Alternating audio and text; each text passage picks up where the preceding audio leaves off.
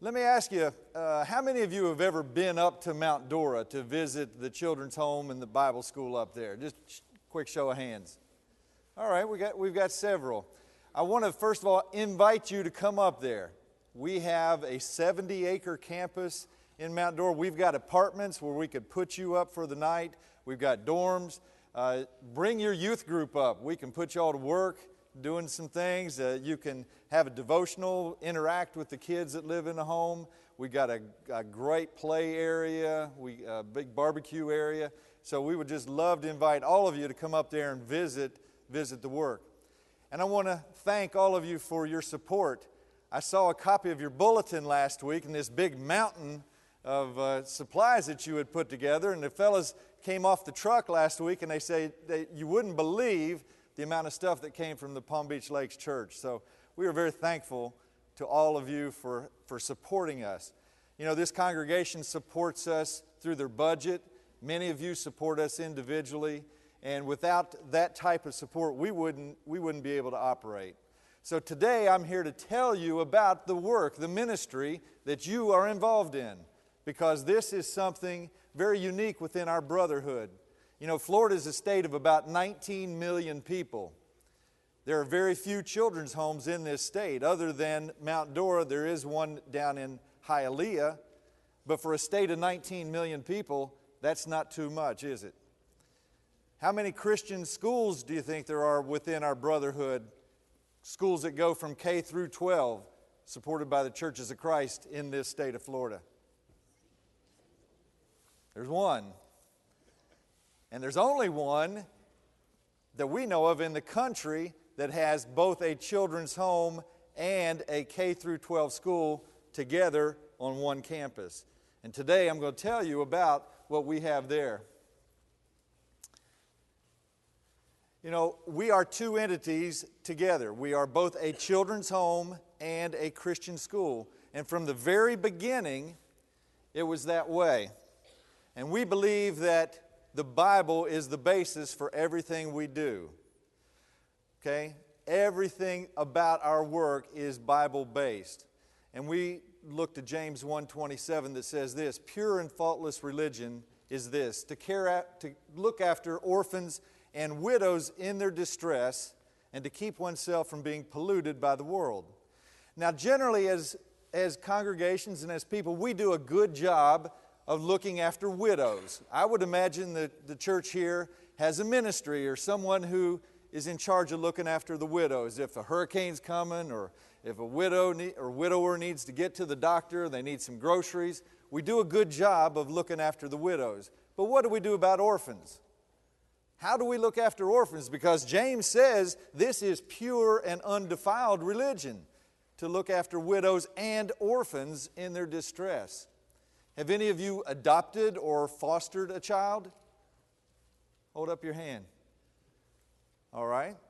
You have a bit of a greater understanding of what that means to look after an orphan in its distress. But other than us collecting our money together and sending it somewhere up there, what do we do to look after these orphans? Well, fortunately, this place, the Mount Dora Children's Home, is a way that you can do that through your gifts, through your donations, through the food and the supplies that you send. All of those things help to look after these orphans. In 1945, my goodness, that's a long time ago, 68 years. Not too many of us have been around that long. But 68 years ago, a group of people came together and started this organization. And from the very beginning, it was intended to be both a children's home and a school. And they went not adding one grade at a time. They started off K through 12.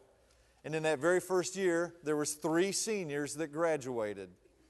Now, we've grown a little bit. Friday night, we had graduation. We had 41 seniors. How many of you are in high school now? How many would be in a senior class, maybe at Palm Beach Gardens or wherever you are? How many seniors? Like 500? You might have 41 kids in one class, right? We had 41 in our whole senior class. And yet, it's a sort of a place where it's very interconnected, where everybody is very involved with one another. And so from the very beginning, the children that were in the home in that first year, there was 8 of them, those kids were able to attend a Christian school. They lived in a dorm, they walk across the street, and they go to school in a Christian school. Let's talk for a minute about what it's like right now today in 2013. As I said, there's about 19 million people that live in the state of Florida. There's around 4 million children. Sadly, about 950,000 of them live in poverty. Now, when I go through that, we're going to have a little bit of interaction. You know, the poverty level now is defined as a family of 4 living with a household income of around $23,000. Now, Joe, it used to be $23,000 was a lot of money, wasn't it? You probably paid, could have bought 2 of your first houses for $23,000. Oh, absolutely. $23,000, though, now for a family of 4 to live on is not very much. And so there's almost 1 million kids that live in a household like that. Over 130,000 kids are abused every year. Now, here's the startling thing about that statistic. That's only the ones that are reported. Do you suppose there's a whole lot more that don't get reported, that the agencies and the police don't know about? I have to think there's at least 2 to 3 times that many. We also see that over 1,400 children die in this state before their first birthday. Now, that's not necessarily of diseases, and that's not of child-born illnesses and things. Most of that comes from child abuse. Child abuse. And finally, this statistics always startles people. 151,000 children, again, these are the reported statistics, are living with grandparents. Any of you raising grandkids? Or any of you know somebody who's raising grandkids? Why is it that there are so many people raising grandchildren now? Why is that? There's some real simple reasons. Okay, there's one of the main ones. Parents are in jail. Why else would a grandparent be raising a grandchild? Maureen? Parents are on drugs. Yes, parents are on drugs. Okay. You're missing the biggest one. Parents are dead. That's possible, yes. Divorce, financial reasons, abandonment. The number one reason is because the mother is probably a teenager herself and still living in that home with her mom and dad, because teen pregnancy is where the majority of pregnancies are occurring nowadays for girls under the age of 20. And most of them, do you think they're married? No. Sadly, most of them are not married. And so mom and dad are raising their children, and then their children are having children, and they're not capable of raising those kids. So grandma and grandpa get stuck doing it. And grandma and grandpa are at a point in life where they don't necessarily want to have that burden. They are not capable of dealing with that. And so as those little kids grow up, grandma and grandpa say, I can't do this any longer. And where do you think mom and dad are by that time? They've flown the coop, they're out there doing their own thing again, and it ends up with those types of kids come to us. This is what we typically would think of as the all-American nuclear family, mom and dad and 2 children, okay? But what happens when dad checks out of the picture? Maybe dad's in jail. Maybe dad just likes to hang out with his buddies after work. He likes to go down to the local watering hole, or he gets involved in a softball league, or he gets, likes to go fishing, and he doesn't come home after work. And he leaves mom to do all the things. Maybe he gets involved on drugs, or maybe he gets involved with another woman. Okay? Dad kind of checks out of the picture. Do you suppose that puts some added pressure on mom? What do you think mom's going to do as a result of this? She may turn to alcohol. She may turn to drugs. She may turn to the arms of another man to help her cope with these sort of things, because she's now got to put the food on the table, make sure these kids get to the doctor, they get to school, that they're taken care of, and it's added pressure on her. And so she might check out of the picture. Now, are these kids orphans? Not in the true sense of the word. They have a set of parents, but are they orphans? In another sense of the word, yes, they are, because these kids are functioning in a world without a set of parents to look after them. Where do you suppose their focus shifts to? Their focus shifts to themselves, right? They become just in a survival mode. And so what happens is these kids are left out in the world. We know the Bible has the answers. The Bible tells us in Psalms 1, chapter 10, verse 12, "Arise, Lord, lift up your hand, O God. Do not forget the helpless." And I really like this second passage when it concludes, "The Lord sets the lonely in families." The Lord sets the lonely into families. You know, what we try to set up here at Mount Dora is a family type of an organization where these kids come in and they're going to be involved with families. Whoops. Since 1945, these are some statistics of what we've done. 119 children have been adopted by Christian families. We've had 210 children living in foster homes around our area. 1,700 children have lived on our campus in our dormitories.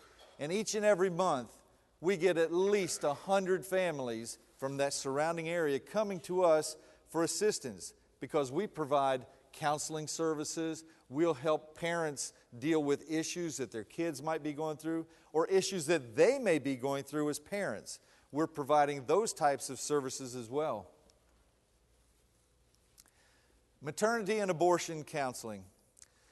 Unfortunately, sex still happens for young people today, and I say unfortunately because what ends up happening when you have unprotected sex? Pregnancy, right? What is the number one choice now of young girls who find themselves pregnant?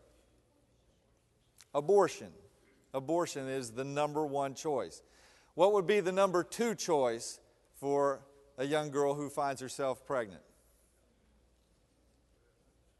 Say it louder. Give up the baby. No, that's the number three choice. Number two choice is to keep the baby. Why are young girls deciding to keep the baby? There's two main reasons. Okay, say that again. Government assistance. That is the number one reason why these young girls are choosing to keep the baby, because once you have a child, guess what? You get on the welfare system. You can then begin to collect money for yourself and for your child. And if you have another child, do you get more money? Yes, you do. That's the number one reason. What's the number two reason why these girls keep the babies? What's that? Well, yes. The number two reason is these girls need somebody to love. And they want somebody to love them. Most of them have grown up in abusive and broken homes. That child that they've carried in their womb now becomes something very precious to them, something that's going to love them and value them, something for them to love. Unfortunately, it doesn't always work that way, does it? These girls are not equipped to go out there and function as a single mother. And what ends up happening is the child ends up in an abusive relationship. A few months ago, I had a call from an area preacher here, or an elder at another congregation. He said, "Tim, we've got an 18-year-old girl here. She's a member of our church, and she's pregnant. She's 7.5 months pregnant, and the boy is not in the picture anymore, and her parents are leaving. And they've told her she can't come with them. They're moving to Connecticut, and she can't come. She doesn't have anywhere to go. Can you all take this girl in?" Well, what do you think we said? We said, get in that car and get up here as quick as you can. Well, the girl, she was closer to 8 months pregnant. And what do you suppose we counseled her to do? Give up that baby. Put that baby up for adoption. You're a senior in high school. You have no family. You don't even have the father of this child in your life.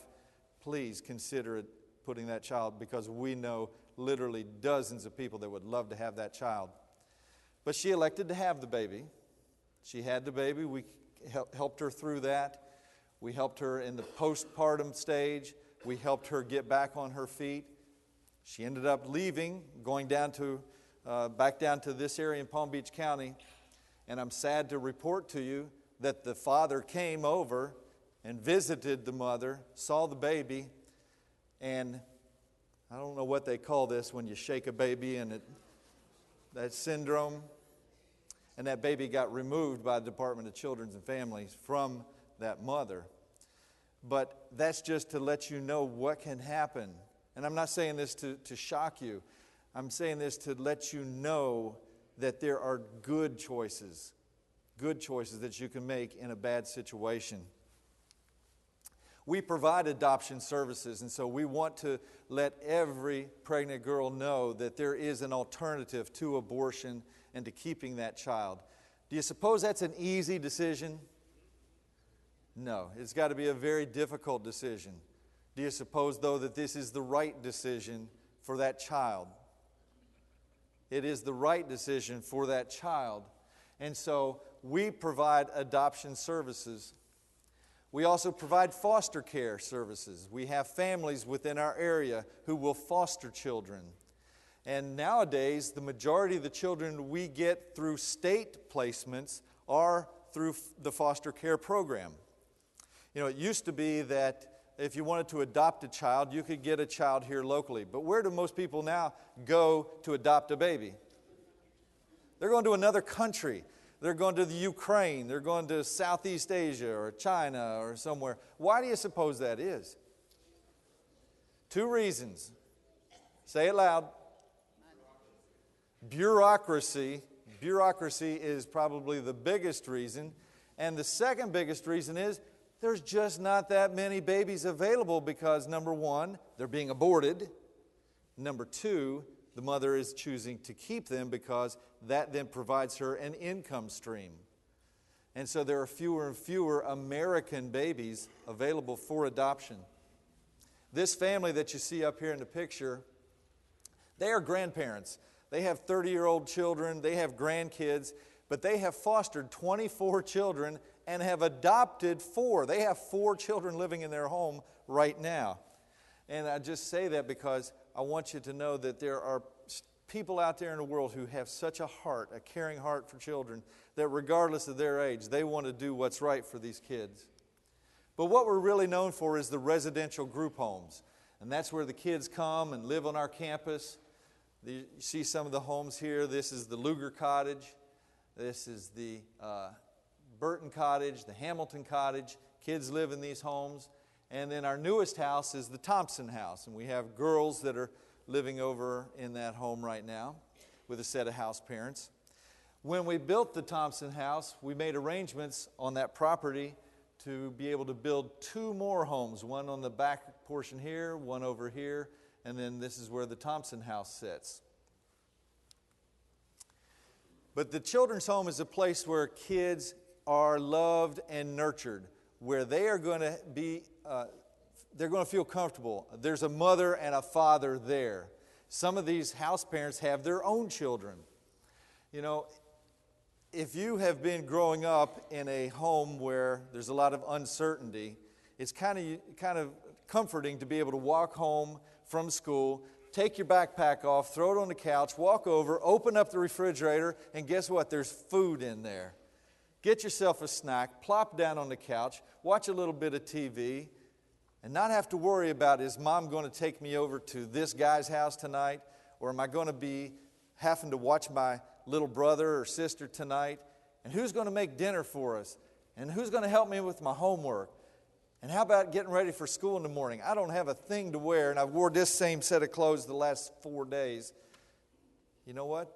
Those kids don't have to worry about those things anymore because they've got a house where most of us we could relate to the type of home we grew up in. And it's a place where these kids are involved in service to God. Not only are they going to a Christian school 5 days a week, they go to church 3 times a week. And they're involved in a youth group. And they get involved in service projects. Why do you suppose we have these kids involved in service projects? To give back. You know, as I said earlier, where is their focus? Their focus is on themselves. And that's normal, that's natural, because they're survivors. They've had to look out for themselves all the time. But what happens when you shift the focus from yourself to someone else? You suddenly don't feel quite so bad about yourself, do you? You see that there's people out there in the world that are maybe a little bit worse off than you are. And that makes you realize that, hey, I need to be doing what Jesus would have me do. Go out there and be a servant. Develop that servant heart. Now, do you suppose that's an easy thing for these kids to do? No, it's not. Because they've had years of looking out for number one. And it takes time. But it does happen. We want them to learn to do things like how to cook and how to sew, how to run a power saw, how to do things around the house. You know, things that they probably would not have learned where they were, the environment they were in. How many of y'all know how to play video games? And so do these kids. But how many of you can do practical things that you're going to be able to take with you through life and teach your kids? That's what we want to do. We want to teach them practical things that a mom and a dad are showing their kids, so that when they leave there, they're going to be better prepared to be parents themselves. A relationship with God is an integral part of everything that we do there. As I said, they go to school, in a Christian school. They go and participate with their youth groups in church. And so a relationship with God is very important. Do you suppose most of these kids have attended church before they came to the Mount Dora Children's Home? No, shake your head this way. Most of them, I mean, you ask them David and Goliath, Daniel in the lion's den. You ask them, any of the Bible stories, Noah's Ark. They have no clue. They don't know anything about that. And that's understandable. They've never been taught. But have you ever noticed how a child gravitates towards those things? How when you finally tell them and they hear these stories, they love them, they want more. These kids are no different. Every year we end up baptizing quite a few of these kids who come to know God. And they come to learn about Jesus. And so it's a very rewarding, fulfilling thing for us to have them there. One of the newer programs that we're offering is a single parent program. This is where women come to us. Maybe they've been in an abusive relationship. Maybe they've been living in a domestic violence shelter. Maybe they've just been struggling to make it on their own. Their husband's in jail. He abandoned them. And they're struggling to make ends meet. We now have a program where we take in these single mothers and their children. Okay? And we will provide them housing and food. They'll get a roof over their head, and we'll provide them with food. We're going to provide them transportation around town to and from the doctor or wherever they might need to go, the grocery store. They're going to get health care. They're going to get child care and schooling for their kids. They're going to get to go to that private K through 12 school at no charge. If they've got little infants, we have an early childhood center for 2-, 3-, and 4-year-olds. And if their child's even younger than that, we will help care for that baby. We're going to help that mother get her GED, or maybe go back and go to a community college and get an associate's degree. We're going to help that mother with some Christian parenting classes, because God tells us there's a way to raise up a child, right? Are these women familiar with that? For the most part, they're not. We're going to help them with some financial planning, how to balance a checkbook, how to set aside some money for savings, how to be able to go shop at the grocery store and buy the right things without the food stamps and government assistance. We're going to give them some Christian counseling, and we're going to give them a job. They're going to get paid while they're there because we believe in giving them a hand up, not a handout. You see, so many of them have been accustomed to the handout. And when they come there, they give up the handout because they come to us and they have to give up their drinking and their smoking and having boys and men into their apartments, give up their tattoos. But this is what they get in exchange for that. Now let me think about this. I've been in a domestic violence shelter. I've had a kind of a rough life. I got 2 kids I'm trying to raise.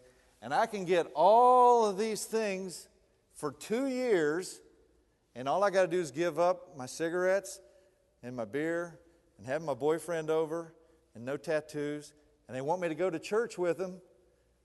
How many women do you think would jump at that deal? Not very many. Not very many. You see, they get accustomed to living in the world.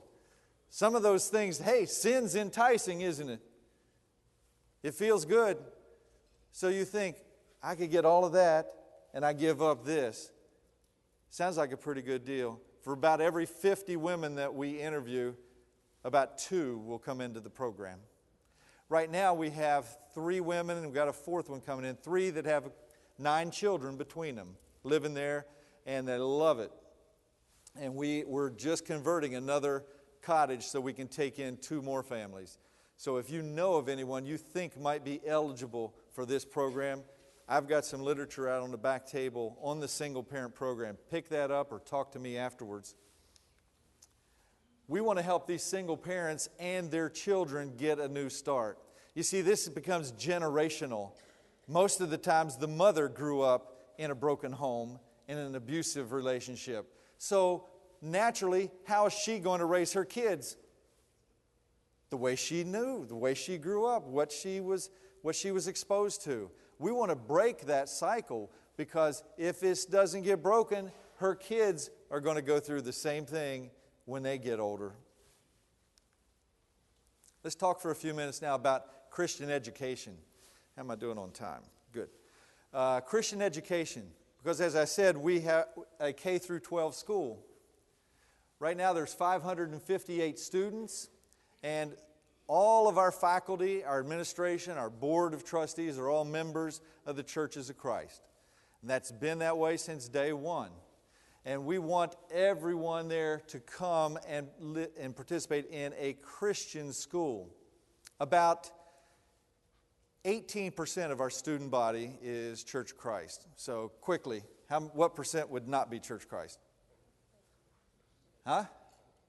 18 from 100 is 82%. There, very good. 82% are not from the church. Now, does that mean these kids don't go to church anywhere? No. A lot of them go to other denominational churches. Their parents want them to go to a Christian school. Why do you suppose it's so important to parents nowadays to send their child to a Christian school? Not just a private school, but a Christian school.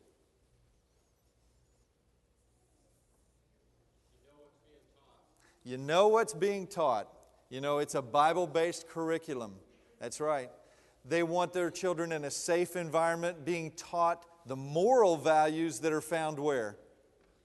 In the Bible. In the Bible. Do all private schools adhere to that? Not necessarily. Most of the private schools are focused on the curriculum, preparing these kids to be able to go to college, and that's not a bad thing. We do the same thing. We're preparing these kids to go to college, but in a Bible-based way. We're accredited by the Southern Association of Colleges and Schools. We have 127 employees, of which 25 are alumni. Now that's kind of odd. How many of you would go back to work at your high school alma mater? And these aren't all just teachers. They're cafeteria workers, groundskeepers, maintenance workers. They came back for one reason. They're not getting paid, so it's not the money. You can make far more money working in the state school system or somewhere else. They come back for one reason. What do you suppose that is? They want to give back. They believe in the mission. They believe in what this institution is all about, and they want to give back. Friday night, this young man was honored as a National Merit Scholar finalist. Y'all have any of those at Palm Beach Gardens or Jupiter or anywhere else? You have a National Merit Scholar finalist? Can you imagine having one out of a school of only senior class of 41? Not only did we have a National Merit Scholar finalist, this young man was just appointed to the U.S. Naval Academy. He's our valedictorian. Senator Marco Rubio and Congressman Webster came, interviewed this young man, flew him up to Washington, and they said from the minute he walked in, they knew he had the right stuff. This young man is going to Annapolis next month. Our kids are involved in technology. Next fall, we will start our iPad initiative, where all kids in 9th, 10th, 11th, and 12th grade will have iPads, communicating back and forth with their teachers. They have that yet at your all schools? iPads? Well, at this little school, we're making sure that these kids are prepared to go out into college and into the workforce, because technology is something that is not slowing down, is it? This device over here, that's called the Da Vinci robot. You ever heard of the Da Vinci robot? Anybody in medicine? The Da Vinci robot does microsurgery, and it can be done either right there next to the patient, or it could be done from a remote location.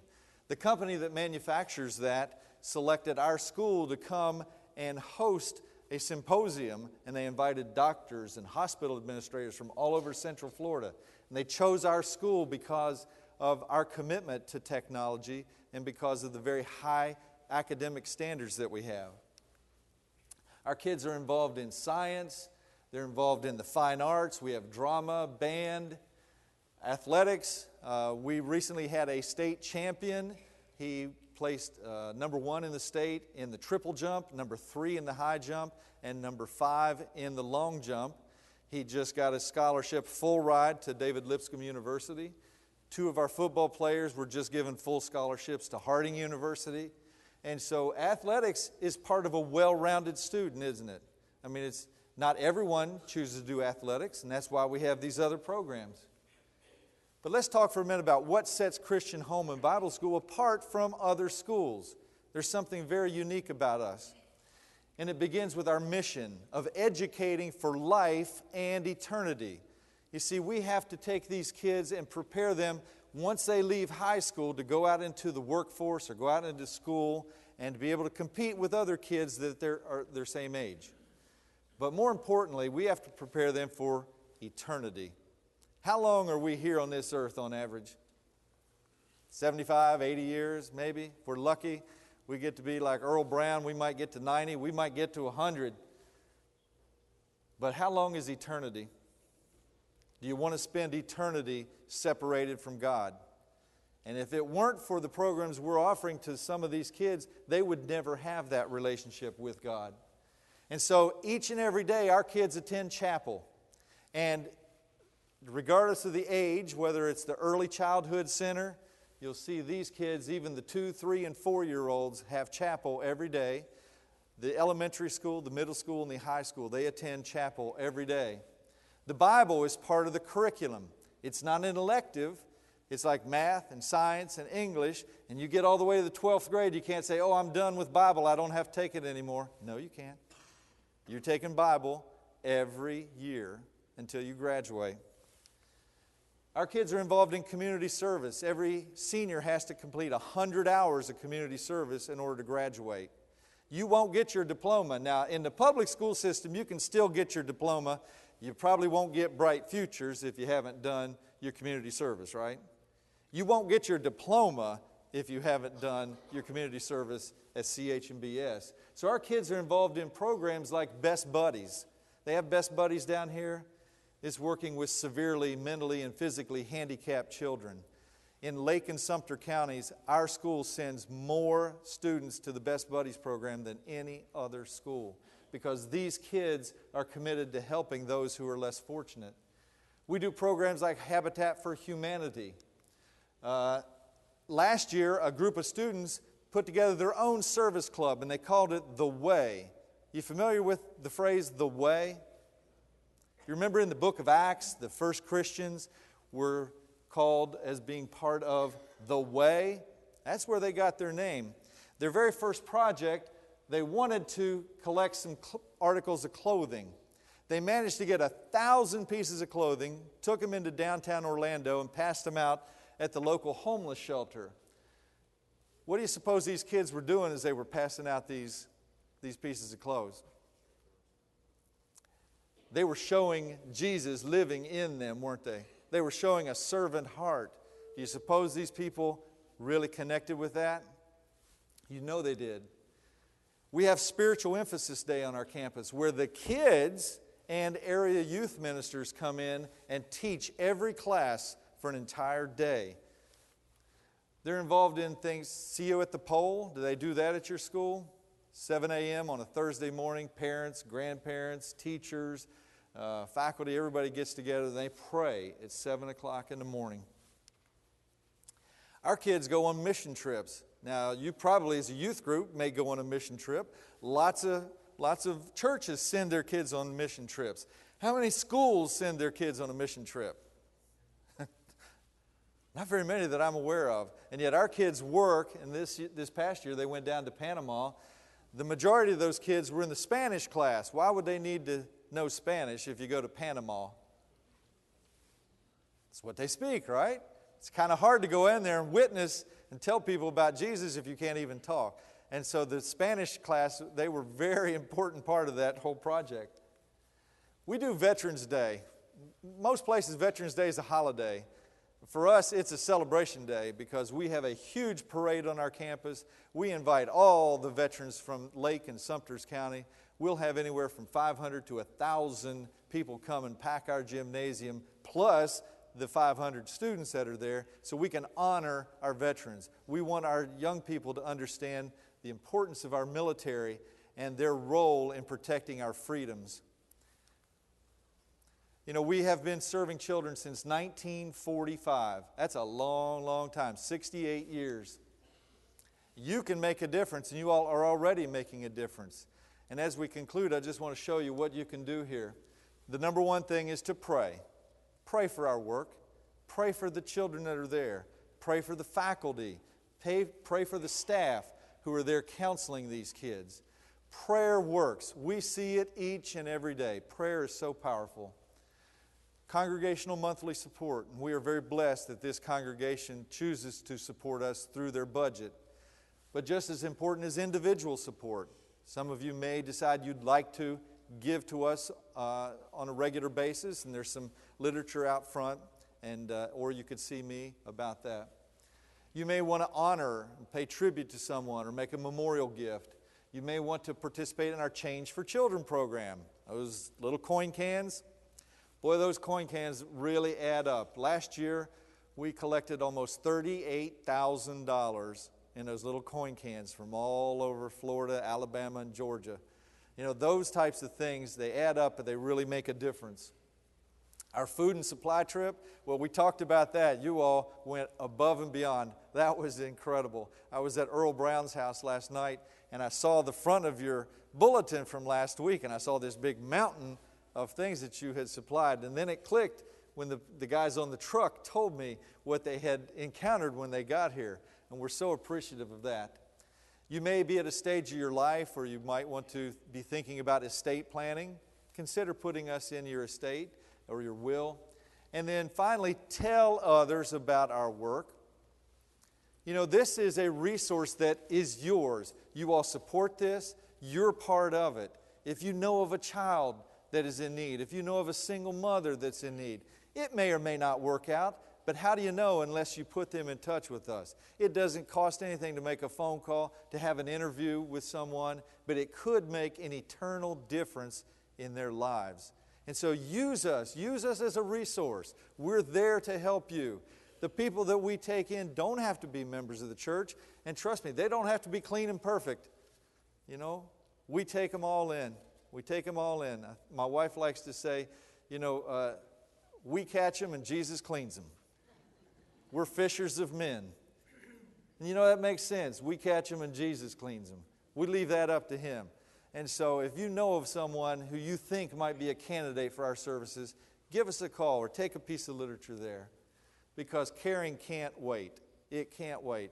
The world is accelerating, and it's not accelerating necessarily in a good way. We see things out there.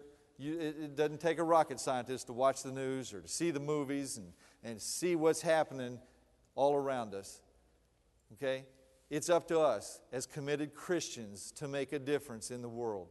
And right there at Mount Dora, we have a way to help people that are helpless. So as we wrap up, we got a few minutes. I'd like to leave it for some questions and answers. Anybody have any questions that perhaps we could address here? Joe? Are you receiving any difficulty from our government to be in existence in the direction that we're going of anti-God? Okay. His question is, are we receiving any difficulty from the government regarding anti-Christian type things? The answer is no. We're not receiving any resistance. What we are we're not receiving any money. Okay? State budgets have been cut. Used to be we got state-placed children through DCF, and they would place them in the children's home. Now, because of budget cuts, they put them in foster homes because foster homes are cheaper. And some people have set up little businesses called foster care homes, and they get 3 and 4 and 5 kids, and they're making $500, $600, $800 a month. And do you think all that money is going to the kids? Not necessarily. So, no, we don't get any resistance from the government. In fact, the government, they are looking to us because the problem is so big, they need faith-based groups like us to help deal with the problem. They just don't want to pay for it. And I understand. You got to make cuts somewhere. Any other questions? Well, I know we're up against the clock, so I'll be here afterwards. I'll be happy to talk to anyone. As I said, there's literature out in the lobby. Thank you so much for your support of our work. Thank you for having me here today. It's been a delight to be here amongst all of you, and I look forward to coming back sometime in the near future.